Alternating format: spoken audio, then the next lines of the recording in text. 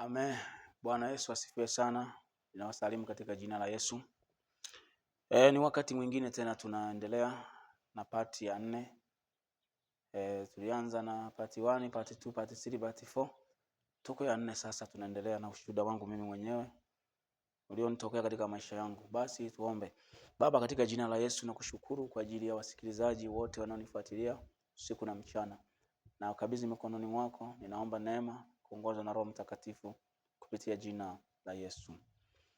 Amen.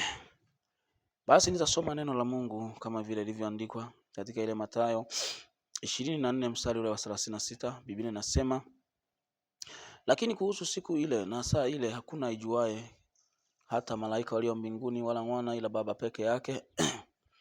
Kwa maana kama vile ilivyokuwa siku za Nuhu, ndivyo kutakavyokuwa kuja kwake Mwana wa Adamu.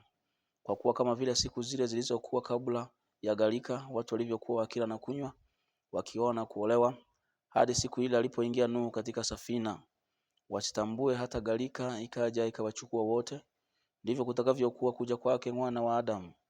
Wakati ule watu wawili watakuwa shambani, mmoja atwaliwa, mmoja aachwa. Wanawake wawili watakuwa wakisaga, mmoja atwaliwa, mmoja aachwa. Kesheni basi, kwa maana hamjui ni siku ipi atakapokuja Bwana wenu. Lakini fahamuni neno hili, ya kwamba mwenye nyumba angalijua ule wakati mwizi atakapokuja, angalikesha wala asingeliacha nyumba yake kuvunjwa. Kwa sababu hiyo ninyi nanyi jiwekeni tayari, kwa kuwa katika saa msiotazamia Mwana wa Adamu yuaja. Bwana Yesu asifiwe sana. Ndugu zangu, siku ya kuja kwake Mwana wa Adamu ambaye ni Yesu haijulikani ni siku ipi. Tunahimizwa kwamba tujiweke tayari siku zozote, muda wowote, haijulikani hata malaika walio mbinguni. Ni wakati wowote, usipuuzie ujumbe. Rekebisha mipango yako, kwa sababu Biblia inasema kwamba kule havitaingia vile vinyonge. Wengine wanakaa na pesa. Tumeona kijana wengi wamejaa mitandaoni siku hizi.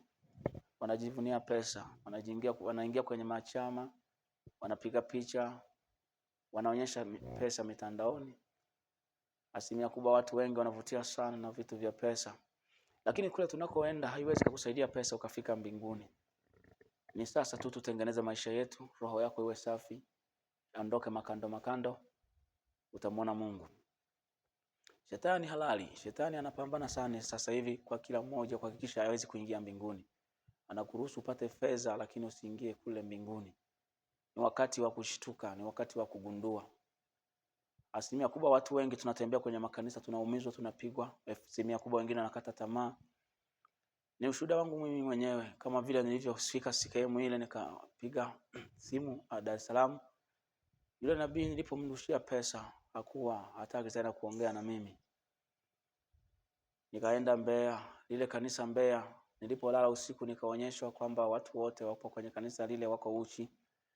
Na mimi nikaona nimeenda kwenye lile kanisa, nikaona na mimi nimekuwa uchi. Ndugu zangu, makanisa ya Mungu yamepungua sana duniani. Ni wakati tu wa kujitathmini na kusimama imara wewe mwenyewe. Chukua hatua. Yesu anakaribia sana kuja kuchukua kanisa lake. Na pale nilipokuwa nimetoka kwenye lile kanisa, kwenye ile mkutano, ulikuwa mkutano wa siku kama 4. Tulipomaliza mkutano, walikuwa watu wengi, walikuwa wanajaa watu kama 700. Nikawa ninatafakari kwamba mbinguni wataenda watu wengi sana siku ile. Sikujua sasa kwamba hilo kanisa bado haliko sawa. Nilipoona wale wako uchi, bado sikuamini, kwa sababu ya ile imani yangu ilikuwa imeaminishwa vitu kwamba ukishaota ndoto kwenye makanisa unajulishwa na shetani eti ili utoke hapo. Eti shetani anakudanganya kwamba kanisa chafu ili uhame. Sawa, hata hiyo ipo. Lakini asilimia kubwa hilo kanisa liko sawa. Na makanisa mengi hayako sawa. Yesu anapofanikisha kukuangaliza, kuonyesha juu haliko sawa. Maana makanisa sasa hivi ni ya kubahatisha sana yale ya kweli. Watumishi ni wachache wale wanaosema ile kweli. Na wale wanaosema ile kweli utakuta ni wale wa chini sana. Wale ambao maisha yao yako chini sana. Lakini makanisa mengi haya hayana Roho Mtakatifu. Kuna mengine ajiita kanisa la Roho Mtakatifu, najazwa wananena ni mapepo tu. Tuombe sana macho Mungu asikutufunulia na kutuongoza. Tuone dunia kule inakoelekea ni wapi. Mwana wa Adamu anapoangalia sasa Tanzania, anaangalia na mataifa mengine, anakosa hata wale watu wanaomtafuta. Ndio maana alituambia kwamba wengi watataka lakini wasiweze kufika katika ile safari. Yesu amenikomboa mimi, ndio maana nakuletea huu ushuhuda. Nimetembea miaka 10 nikimtafuta Yesu, lakini nilikuwa sijafanikiwa. Ninakutana na wachungaji waongo. Jilinde na jitunze, dunia tulikofikia sasa hivi sio sehemu nzuri. Badilika ndugu yangu, chukua hatua, jipange, songa mbele, achana na watu wamepotoka. Tumezaliwa, unaweza mkao mmezaliwa hata watu 7. Usifananishe maisha na uishi wenzako. Ishi pekee. Waitwa ni wengi, wateule ni wachache. Watu wataenda kwenye makanisa ni wengi, lakini watakaoenda mbinguni ni wachache sana. Tusimameni katika kusudi la Mungu ambalo ni wokovu. Sio pesa, sio mali. Watu wanakufa wanaacha majumba. Shetani kuhusu fedha, watu wanawapa fedha. Hata waimbaji wa muziki wanaimba, hao wanapewa pesa, misaada, wanapewa na wakala wa shetani, wanaanguka. Yesu alikuja kunifundisha mambo mengi. Baada ya kutoka kule, nikaonyeshwa mimi nilikuwa nimeshaoa jini. Nilipokuwa nimeoa lile jini lilikuwa nakuja usiku kwa sura mbalimbali. Baadaye likaita na wenzake. Majini huwa na tabia kuitana. Nilipokuja kufunguliwa baada ya kufunga siku zile 7, nikakuta nimefikisha yale majini yako yamenimiliki majini 6 na nimeshazaa na watoto. Nikaona ananitoa baharini kwenye ndoto. Mbele wanawake 3 na nyuma wanawake 3, wakanitoa baharini. Ukiwa na kusudi la Mungu, haijalishi utapitia njia gani, lazima Mungu atakuokoa. Yesu alisema kwamba wala alionipa Baba sitamwacha hata mmoja. Kuna watu wengine ameshazaliwa, mpango wa Mungu wa kuokoa upo pale pale. Shetani anajua tangu ukiwa mtoto anaanza kutengeneza njia ya kukukwamisha. Tunatengenezewa njia, mwingine anatengenezewa njia wanawake. Anaanza kukudhibiti kupitia wanawake wale ili ukosane na Mungu. Wengine wanafalakanishwa kwa sababu ya pesa na mali. Tunatofautiana majaribu. Shetani anapambana sana. Kwa sababu shetani yuko kiroho na alikuwa mbinguni, anajua raha ya mbinguni na uzuri wa mbinguni. Ndio maana vijana wengi wanabili na pesa, wanashinda kubili na maombi. Na ukimwambia kufunga, naonekana kwamba unamkosea sana. Hatuna la kusema. Kwa sababu Mungu anasema nasi kupitia ndoto. Usipuuzie ndoto, ndoto andika. Tafuta watu wa kukutafasiri au Mungu muombe, Roho Mtakatifu yupo. Haswa tu ukiacha dhambi, Roho Mtakatifu anakuingia, hata wewe mwenyewe utakuwa wa kutafasiri zile ndoto.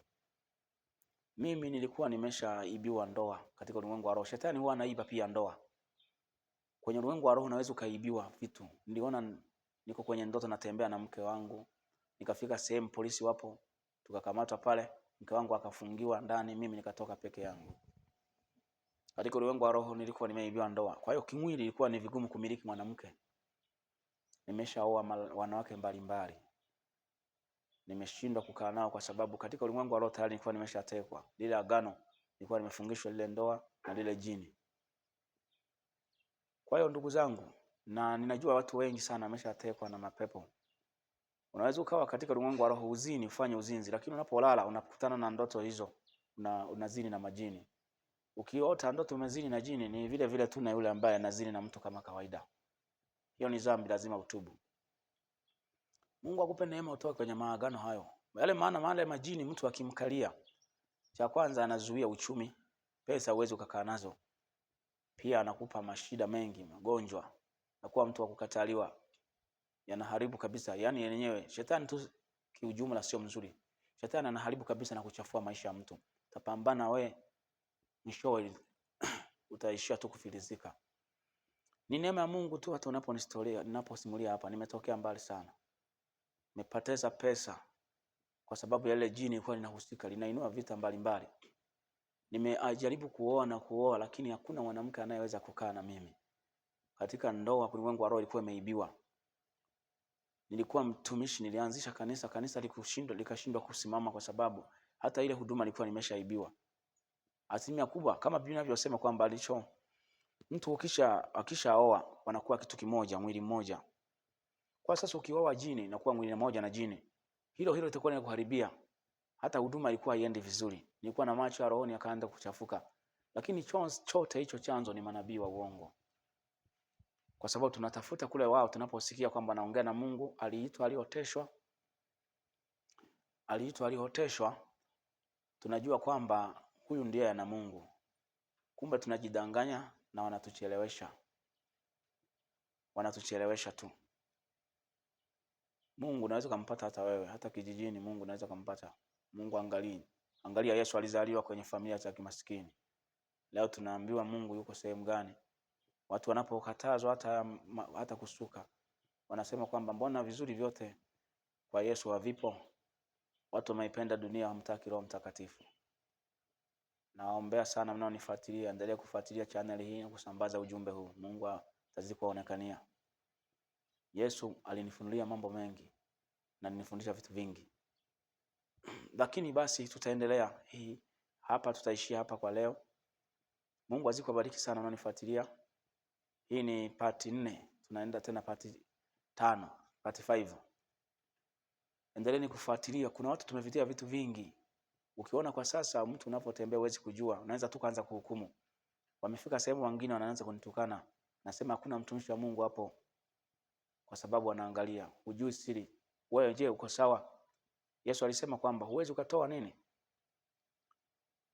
Kimti kwenye macho ya mwenzako wakati wewe una gogo. Usihukumu, usije kuhukumiwa. Siri katika ulimwengu wa roho inafanyika. Ukimkuta mtu mtumishi wa Mungu kuna kitu vinamchanganya, jua kuna sehemu ametekwa. Japokuwa kuna wengine wanaenda wenyewe kuchukua yale maagano, ndio hawa ambao wana nguvu kubwa, wana makanisa makubwa. Wao wanaenda kule kwa shetani, wanasaini kabisa, wanaamua kupata pesa. Basi Mungu awabariki sana. Naombea neema ya wokovu. Mungu awainue sana. Amen.